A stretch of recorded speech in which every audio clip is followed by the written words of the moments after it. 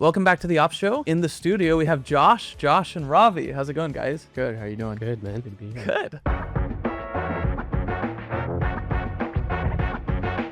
So it's been 6 months since we started implementation. A lot has changed in the world since then, obviously. I guess let's start here. How has operations and finance changed for Obvi after the tariffs? You guys have rolled out a couple new channels. Yeah. How's it going?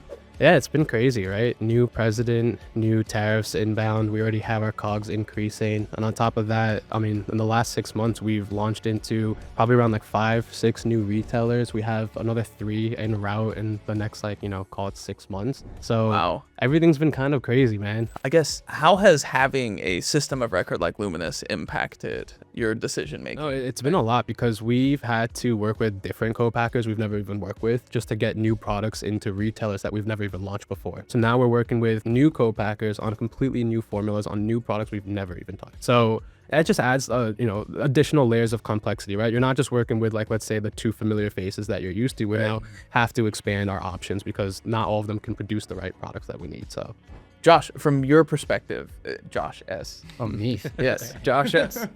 Josh, you've implemented hundreds of brands at this point. How is it working with the Obvi team? First thing that comes to mind, successful implementations almost always have an internal champion, if you will, or a point of contact that we can always work with and get a hold of. And I think the Obvi team did a great job. Josh in particular was kind of that. Implementations that don't have that, they don't get implemented as quickly and it's not as successful of an onboarding experience. Props to you guys on that. And Josh, what were some of the problems that we ran into in the implementation process? The more you dive into the mess, the messier it gets. Ravi's shown me every little aspect of Obvi and how we operate, but the more you unravel all of the different channels and all the different SKUs and pricing and co-packers and terms, trying to organize that is growing ever more complex. But since we established that one system of record, Luminous, we're starting to tame our mess. Obvi's operations, we dove into this. They have a bunch of different 3PLs. A couple of those 3PLs have proprietary systems. What was some of that drama like in implementation, Josh? Well, I mean, first and foremost, I don't think there was any API documentation or anything like that. Let me preface, Luminous will pretty much integrate into any 3PL or any WMS that's needed. And timelines kept getting moved back and back and back until we kind of had to all come to the table and say, okay, we need to get creative here. I think that's just part of the drama and part of the mess of cleaning up data because it's everywhere. This one's for Josh. Yeah. What were some of the highlights of the Luminous team and some of the problems that the system was able to solve? The best piece of Luminous is finally having everything in one place. After doing, all the integrations, I won't lie, I didn't lift a finger. It wasn't me. It was kind of just a waiting thing. These guys handled all of it. But once they put it all together and we started cleaning up the data, now that we have that one true view, Ravi and I can play and make any forecasts that we really need to. So that we're definitely excited about. Our forecasting went from grade C to grade A. Plus, even just the accuracy part, right? When we onboarded you guys, the reason why Obvi actually onboarded Luminous is we caught a massive discrepancy in our calculated inventory. That discrepancy that we saw from what we were calculating to what our bookkeepers were calculating was a 6-figure discrepancy. Oh, wow. In 2024 or 2023 rather. That was the biggest thing that made us transition to Luminous. And then when we closed 2024 books, our discrepancy was $4,000. Yeah. It dropped by 99%. Yeah. So we went from a 6-figure discrepancy to about 4K. Okay, so you guys you're trying to grow to be a 9-figure a year brand. Yeah. How important was implementing a system of record in that journey? I don't think we'd be able to scale to that extent if we didn't have a system of record. Just going back to the original reason why we onboarded Luminous in that first place, we thought we had a good practice in terms of tracking all of the inventory, tracking all of the COGS, tracking all of the components that go into each finished good. And that was already when we were at 25 million in sales, right? If we're not trying to get to a 4x position, we can't have a 7-figure discrepancy. I don't think there is a world where we could continue scaling without Luminous. I just think your champ needs to have some time allocated to onboard with Luminous. So just have the ability to make those connections right away so that they can run with it, but then have maybe 20 to 25 hours in that first month just to learn the platform. Once you get both of those things done, I think it's pretty much smooth sailing afterwards. Have you guys felt the pressure of being forced to NetSuite? A little bit. From our board, they've been wanting us to like onboard to a more formal solution. They likely would want us to use a solution that they're already using across their portfolio brands. That's really been the only pressure we've had on our end. We've seen a lot more efficiencies operating on QuickBooks, especially with like our fractional accounting firm. They set up all the APIs and integrations through QuickBooks, right? So now we have all of that data kind of automating or populating into like Google Sheets and all of our databases automatically. It would have been really difficult to transition from QuickBooks to NetSuite. And for us, the easier solution here was like, let's add a layer on top of QuickBooks, which is Luminous. And that now allows us to scale for the next, 3 to 5, if not more years than that. So Yeah. No, I think other companies like NetSuite or like some of these bigger, and even Sin7, I think they try to jam things down brands' throats. Yeah. Like you have to do it our way or the highway, basically. Whereas my team's approach is like, hey, we're going to be as flexible as we can. At some point, you're going to have to change processes, but we really care about, hey, let's make sure that this actually works for you. Because if it doesn't, then it's like nobody benefits. I feel like if you went to a NetSuite with like a proprietary like inventory tracking system, they'd be like, fuck off. It wouldn't be like we're taking the time to work with your 3PL and make this integration happen. Exactly, like $100,000. Yeah, Exactly. Yeah. Then there's like, it's not worth it anymore. No. So Thanks again, Josh, Ravi, and Josh for joining us. You guys have been awesome customers. We appreciate you guys sharing your experience with us. So I'm going to turn the time over to Ron and I. Him and I are going to discuss the next 10 years of Obvi and how Luminous is going to support you guys in your operations in the next 10 years. Welcome back to the Op Show, guys. I'm here with Ron.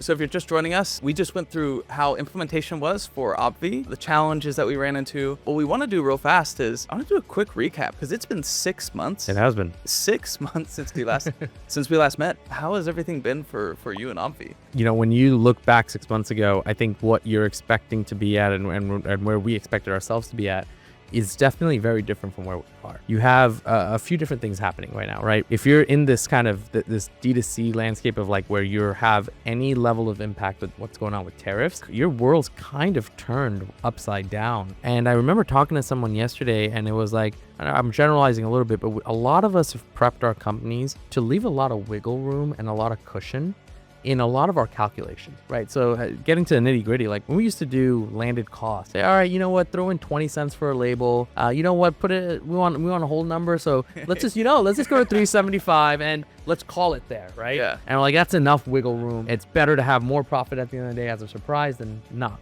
Over those 2.5 years, the wiggle room that we thought we had was actually also started to get squeezed because you don't realize a few pennies that go up in freight or something that goes up here and whatnot. What we thought was all wiggle room of like 20, 25 cents per unit was actually more like 6 cents. Some of our best sellers going up by like 18 to 24% in COGS. Are there any channels specifically that you might have actually been losing money on? I think so. I think there are ones where we are getting super slim with some B2B. I don't know if it's like losing a lot of money, but we cut it very close to what we thought was above break even and whatnot. Could be at break even or a little bit less. And so like the one wake up call was like, we shouldn't wait to do these things. 2, like don't assume all your other costs are kind of hovering around the same.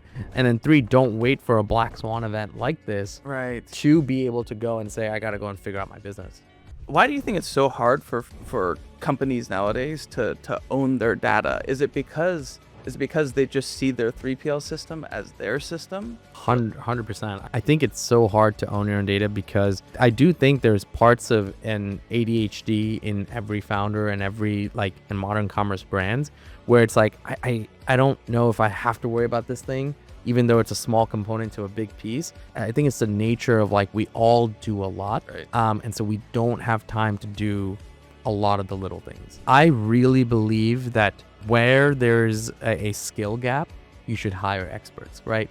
I don't have a skill set in building 3PLs or knowing how it operates. Right. I want to go an expert. I also don't know how to operate parts of my business beyond a spreadsheet. So it was time for us to go and say, let's go use something like a Luminous or whatever tool it is. You're seeking expertise when you need it. And I think that's the biggest piece that you have to look at in your business. What we're diving into right now, this is exactly why at Luminous, we see integrations with 3PLs. No, if it's a custom system, if it's not a custom system, we see that just part of doing business. Because part of onboarding a brand like Obvi is like, you have to build as many integrations as it takes to be able to own your own data.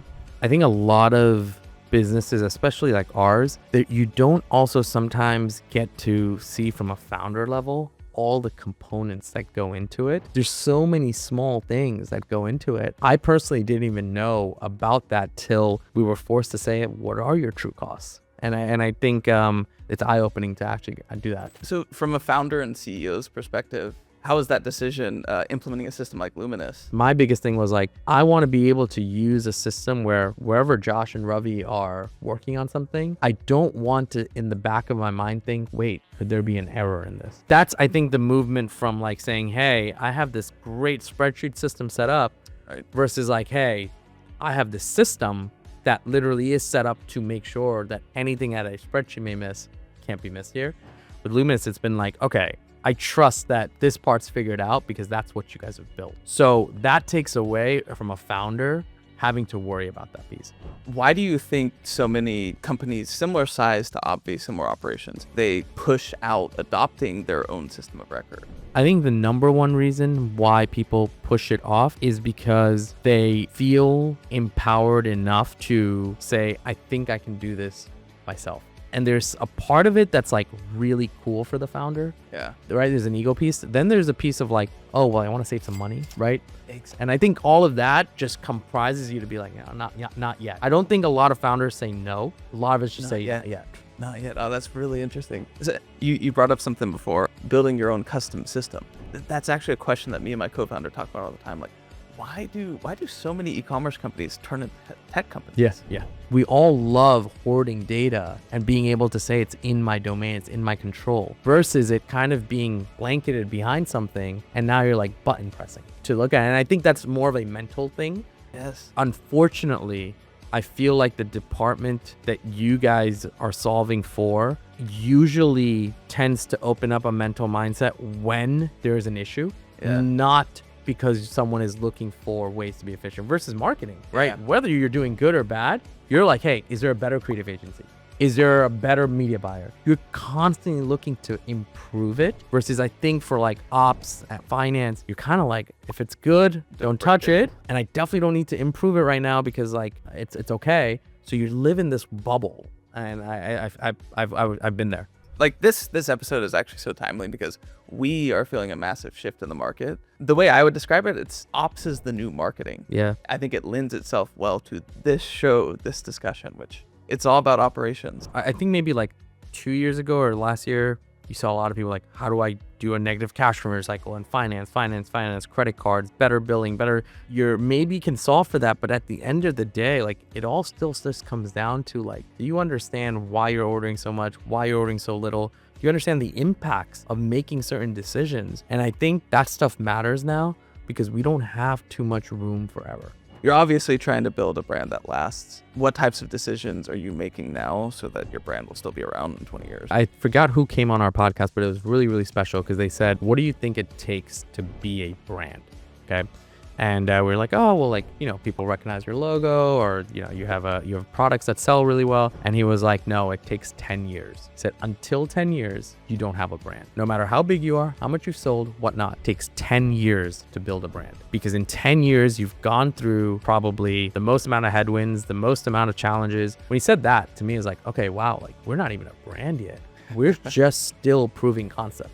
We're just proving out the concept of being able to sell collagen in different formats. And we're going to do that for another 3.5 years until we hit the 10-year mark. What's important for me is that the journey to the 10-year mark isn't made up with too many moments of like, oh shit, I don't know if I can make it. And I think that's the number one important thing to me. And I don't want to chalk it up to survival, because I don't want to have this like every brand has to worry about surviving, because you should have a healthy business.